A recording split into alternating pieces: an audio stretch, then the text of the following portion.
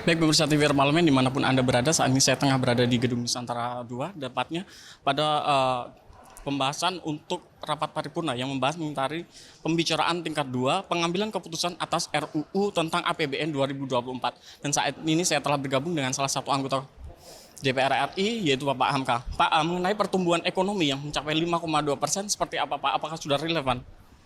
Iya, itulah pertumbuhan yang menjadi target kita itu sudah dieksersis sedemikian rupa dengan memperhatikan kondisi-kondisi yang kita alami, baik tren naik dan tren turun dalam pertumbuhan ekonomi, itu kita sudah analisa dengan baik.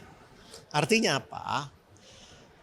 5,2% pertumbuhan ekonomi yang dicanangkan itu dengan catatan bahwa seluruh instrumen fiskal dan keuangan itu harus bekerja secara optimal.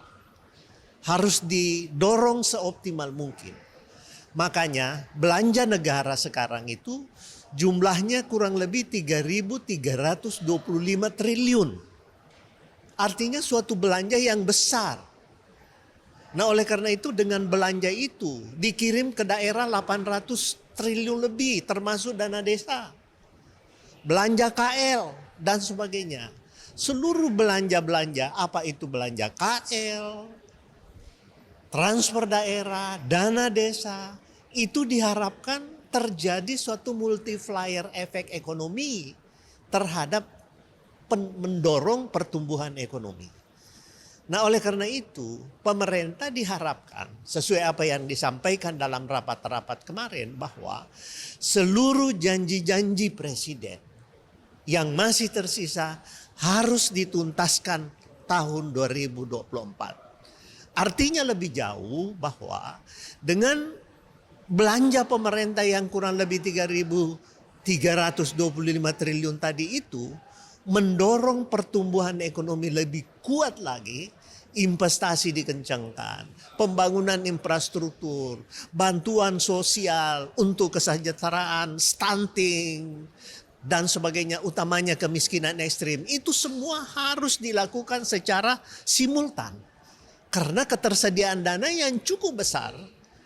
Sekarang ini peran pemerintah, kita dorong pemerintah, kita mempush pemerintah, kita mengontrol pemerintah bagaimana menggunakan dana APBN ini, belanja negara 3.325 triliun lebih ini dapat dioptimalkan dan sekaligus tentu meningkatkan pertumbuhan ekonomi yang kita harapkan 5,2%. Itu menurut saya ya.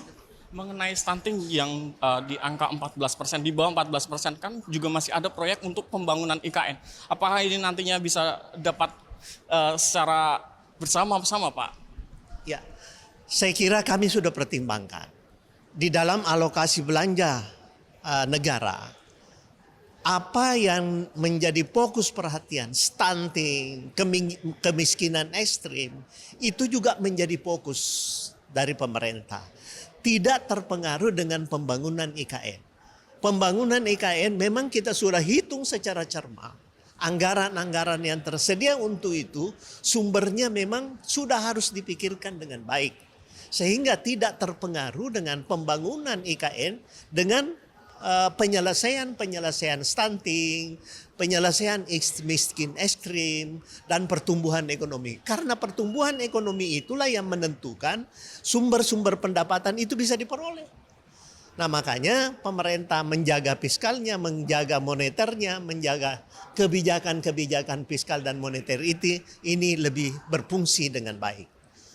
Catatan saya, ayo mari kita sama-sama kontrol, mari kita sama-sama ikuti, kendalikan terutama DPR untuk mengarahkan kepada suatu tujuan yang diharapkan dengan pertumbuhan 5,2. Oke?